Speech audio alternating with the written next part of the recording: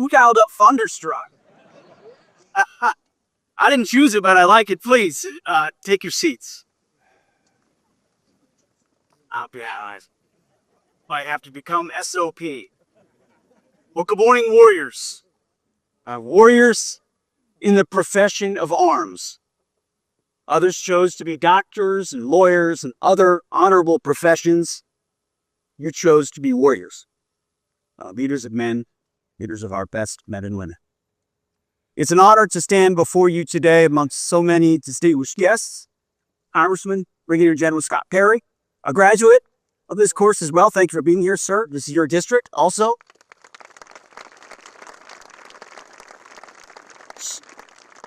Amongst so many senior leaders, so many accomplished warriors, so many people who have given so much to this great nation. As was mentioned, the Army War College is one of the vital military institutions in our country, helping our leaders advance at the strategic level. I want to thank everyone here that's a part, the teachers and the staff, support staff, everyone that makes it work. The work here helps to forge the next generation of military senior leaders. Carlisle doesn't run without all of you. And I know a lot of you are soon looking out to your next signees. Congratulations. I'm here today to mark the first 100 days of the Trump administration and share what we have accomplished so far at the Department of Defense. When President Trump called me to take this job, he told me two things. The first was, Pete, you're going to have to be tough as shit. Tough. Boy, he was not kidding. On that one, this job requires a steel spine, and that's fine. We're doing the work of the American people and the American warfighter. But second, the president said to me, I want you to restore the warrior ethos of our military, full stop.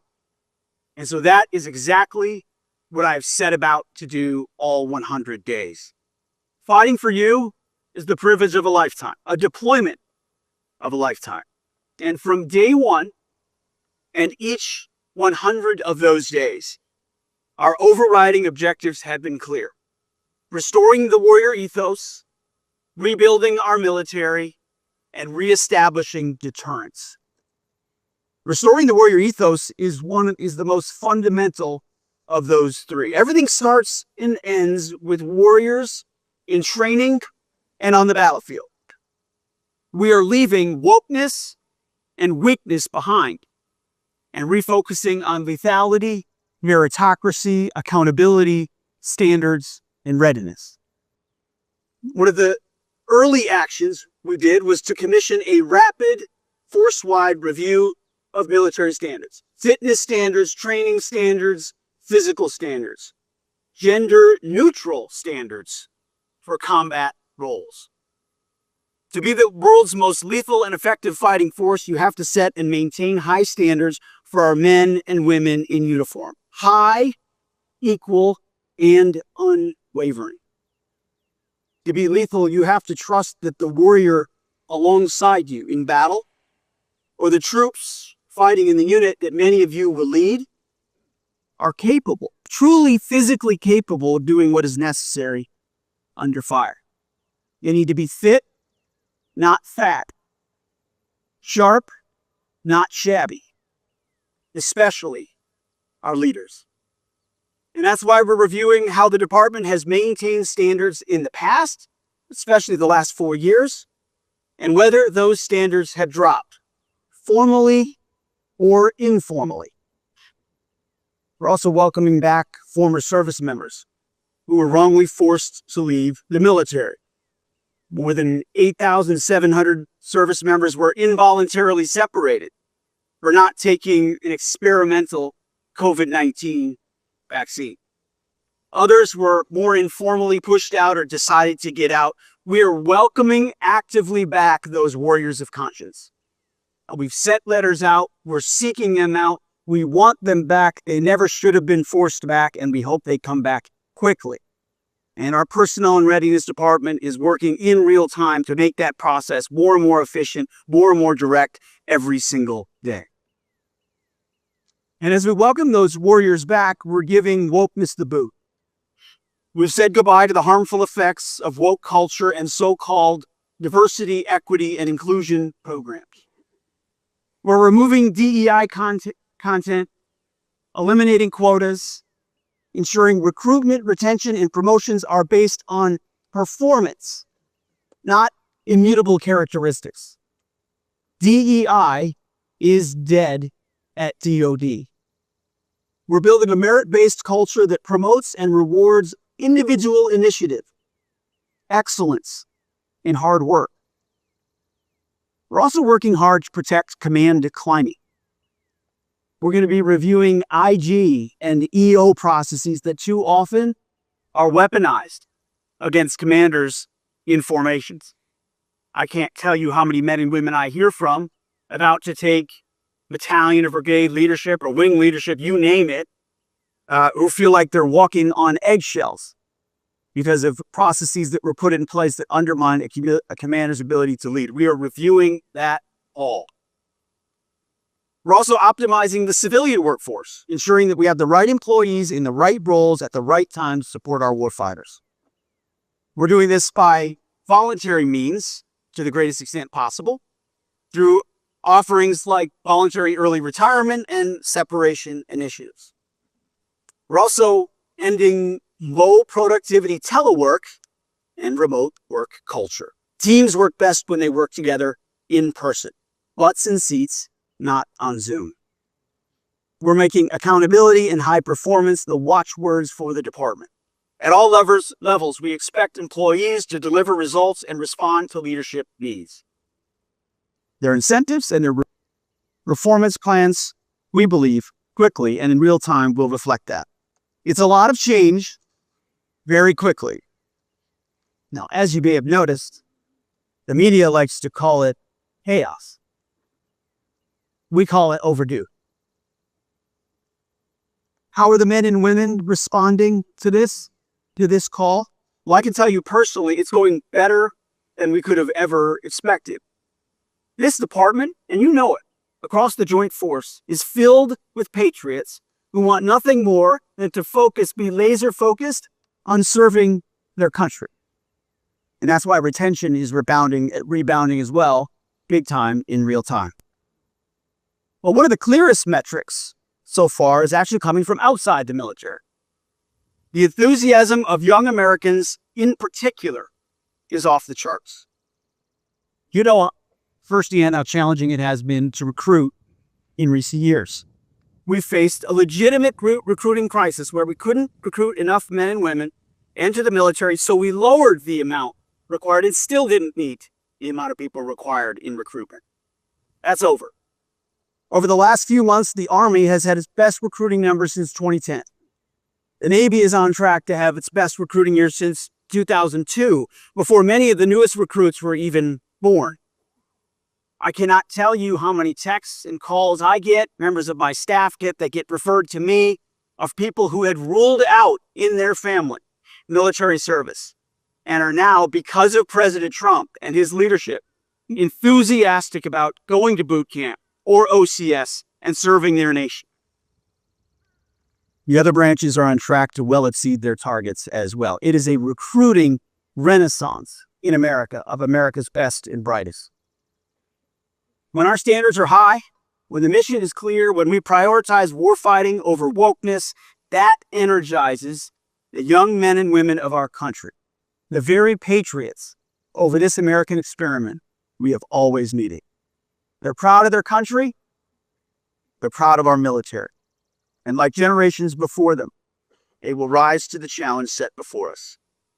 As leaders, all of us, all we have to do is keep raising the bar and putting the mission and our people first. That's reviving the warrior ethos. Second objective is rebuilding the military. You've all served long enough to see the downward trajectory of readiness in our forces. President Trump promised to reverse that decline. And that reversal is well underway just 100 days in. He has declared and delivered on the beginnings of a generational investment in rebuilding our military, much like Ronald Reagan did in the 1980s. Our goal is to put the best systems in the hands of warfighters to ensure that as leaders, you have the systems that support what you need for maximum lethality. You should never be in a fair fight. That's our job. First, we are rapidly moving ahead on our president's key campaign promises, which is a Golden Dome for America, a nationwide missile defense system to protect Americans from the threat of nuclear, hypersonic, and conventional weapons here in our homeland. Another incredibly exciting program is the newly announced and already launched F-47. It'll fly faster, further, more stealthy, and more lethal than any fighter jet in the history of mankind. When the president signed that, I was standing right next to him, I thought of my kids and my grandkids who will benefit from the projection of power that we're investing in right now. It sends a very clear message to our allies, we're not going anywhere. And to our enemies, we will be able to project power around the globe for decades to come. These investments are not just in Golden Dome and F-47. Historic investments in the border, in hypersonics, in long-range drones, in shipbuilding, in modernization, you name it, we're investing in it. Taken together, these programs mean that we will be able to strike anywhere, anytime, while our citizens at home will be protected from the worst that our enemies could possibly throw at us, defending the homeland. But it's not just these marquee programs. Over the past 100 days, we've been assessing the department from top to bottom to ensure that we're getting more, faster, better, and more efficiently. Last month, we published guidance to the acquisition workforce. Sounds wonky, but it's very important. Reinforcing the software acquisition pathway as our preferred model. We have to be able to get what we need and when we need it. And just this week, we began reviewing all 72 active major defense acquisitions programs. As President Trump outlined in his executive order on defense acquisition, we must have high-performing, mission-aligned programs at every level. We're also strengthening our defense industrial base, which has sadly been neglected over the last 4 years. We're establishing a new munitions war room, investing in expand critical mineral production, including rare earth elements, heavy rare earth elements, light rare earth elements, all the things we need that need to be made at home or by our allies and partners. And President Trump has created an Office of Shipbuilding, not the Navy, not at the Defense Department, but in the White House to restore our maritime industrial base. We're also making our military more efficient, meeting the warfighters' needs in the most cost-effective manner and reallocating savings to our most mission-critical areas. That's why we went through an exercise of finding 8% reductions across services. Of course, the media ran with it and called them cuts. No, this is how you plan and prioritize, is you look where you can do more with less, and you shift out old priorities and move in new. Maximum efficiency, focusing on what you need now and in the future.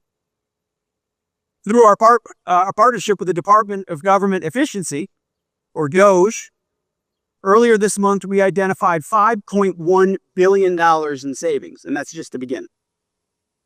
We're ending contracts for business process consulting, enterprise cloud IT services, and duplicative IT services. Massive contracts that no one ever looks at, where people push a lot of paper and make a lot of PowerPoints and give a lot of consulting work, but it doesn't manifest in anything meaningful for the warfighters. So we can use that money for better healthcare and mission-critical programs, from process to people, from consultants to corporals.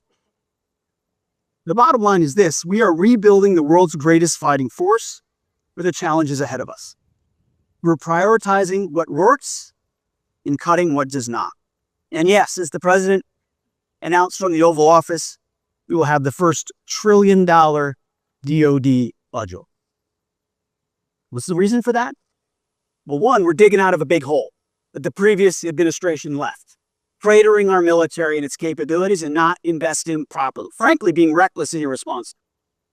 Not just around the world with our image, but with what we invested in and did not invest in. But second, because we live in a dangerous world of growing threats. Not about a dollar amount and how much you spend. It's about ensuring what you spend matches the threats, that your capabilities match the threats. The president has charged me with doing that every single day through our budget process and our planning process. That's what we're focused on. Working with Indo and our COCOM commanders at the tip of the spear to understand what they believe they need and delivering it.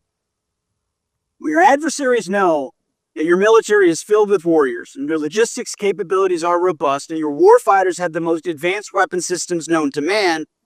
They're less likely to challenge you on the battlefield, which is the point.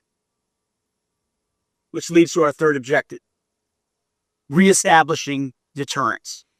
After 4 years of deferred maintenance under the Biden administration.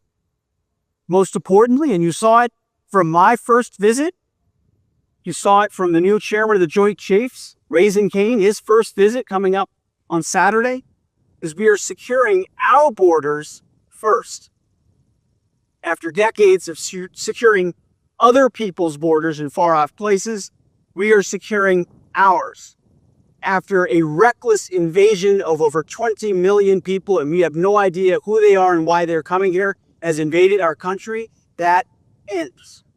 From day one, we have surged posture to control the border and update our military planning at DoD to protect the United States from cross-border threats.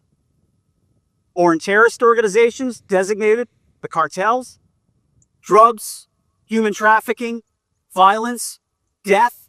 Under the Trump administration, it ends.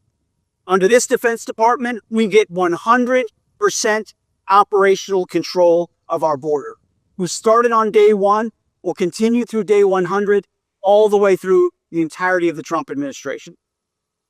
Working with our partners at DHS and CBP, we've already seen if you're being generous, 97% reduction. In reality, it's 99% reduction in illegal border crossings compared to the same period in 2024.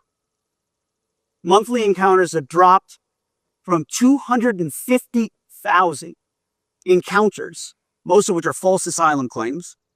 You also have the known gotaways and the unknown gotaways, so it's much higher than 250,000. You don't know where most of these people are coming from. Now to the trickle of a few thousands, most of which we're interdicting and engaging because of our force posture on the border in real time. It starts with people, it moves to infrastructure and surveillance. And our American troops, you should see their morale on the border. It's incredible when you're defending your own homeland with robust and sufficient assets, and you are able to interdict. Changes the whole game. We just designated a trial area for a new national defense area, where our troops now, instead of just looking at the border with binoculars and wondering who that person is and hoping CBP interdicts them, you now temporarily take action to temporarily detain those folks and hand them over to CBP because of that authorized zone. It's a sea change from the open season it was the previous administration. But not just here at home.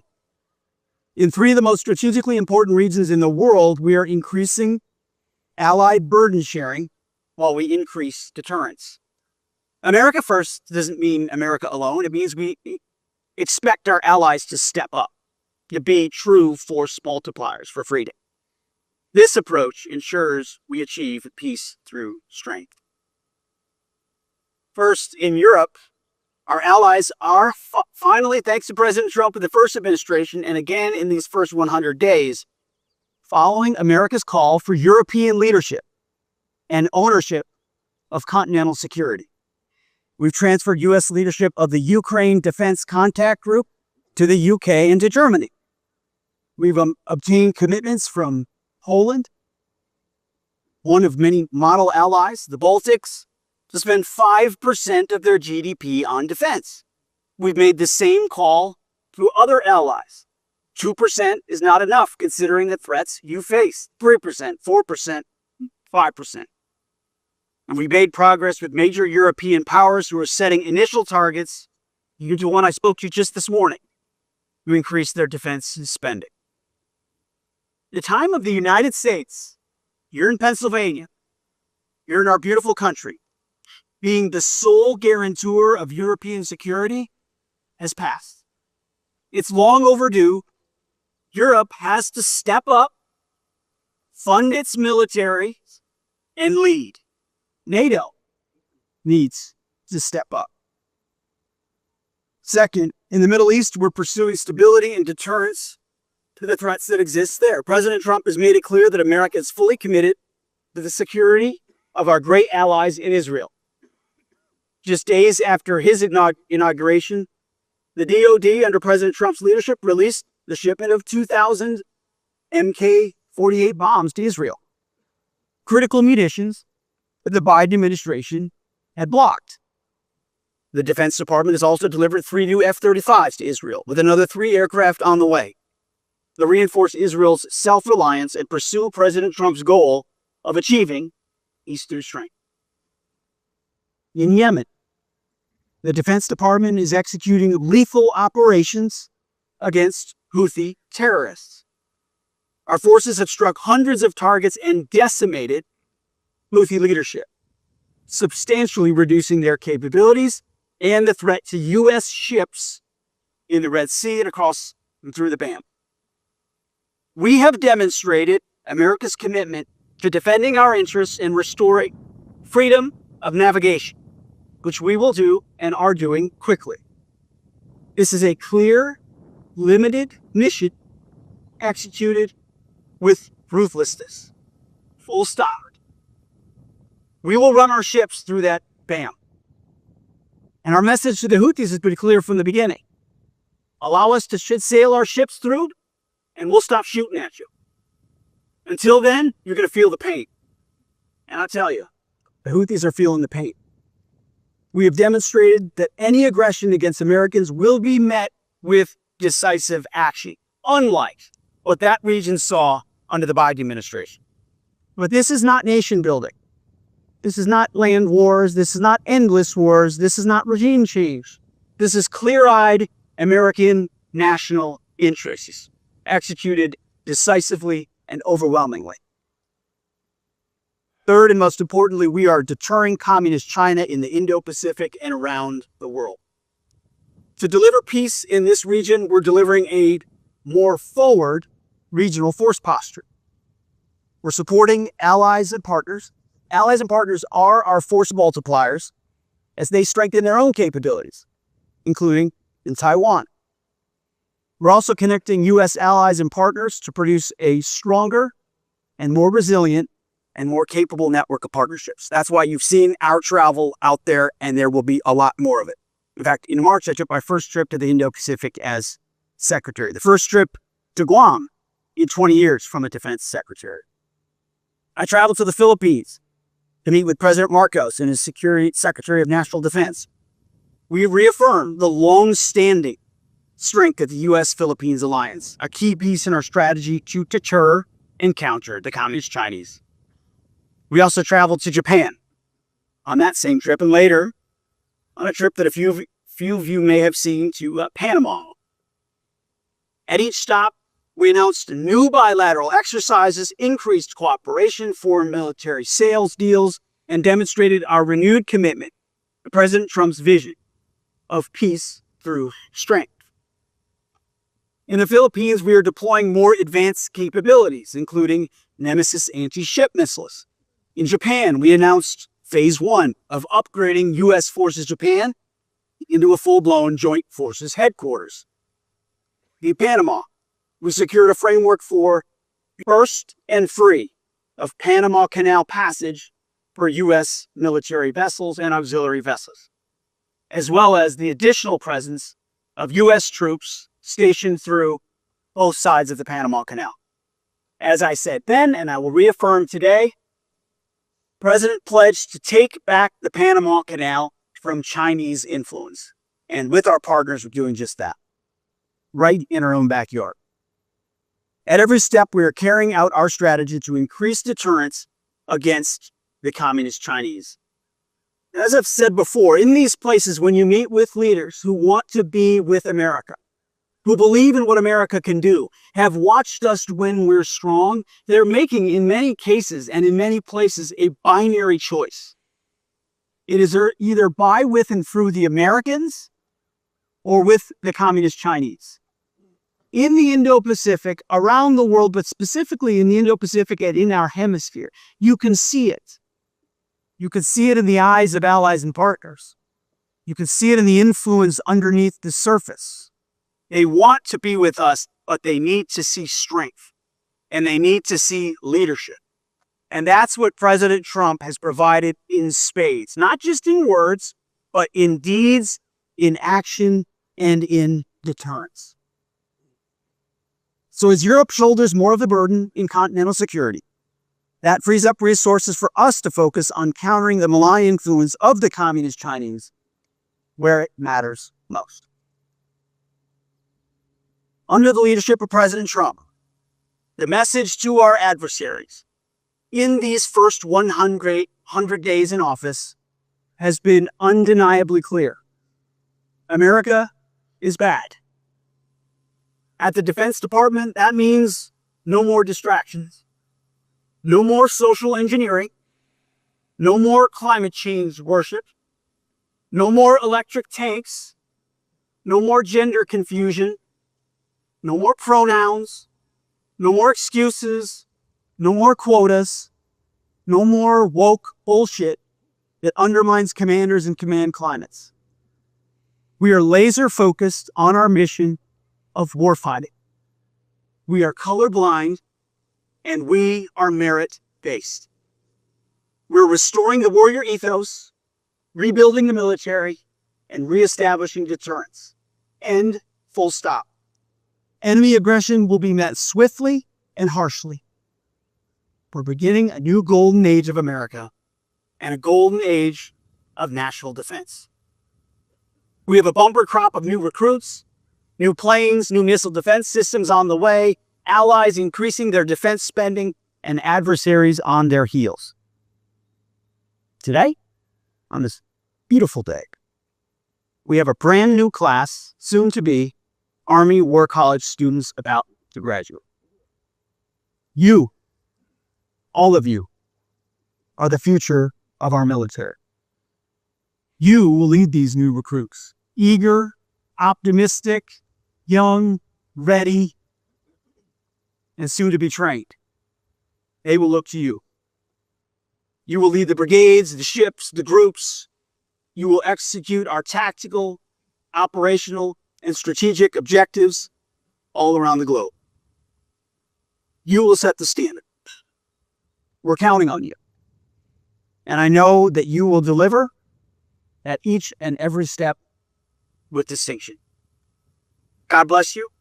Godspeed to all of our warriors, and thank you for having me today. Appreciate it.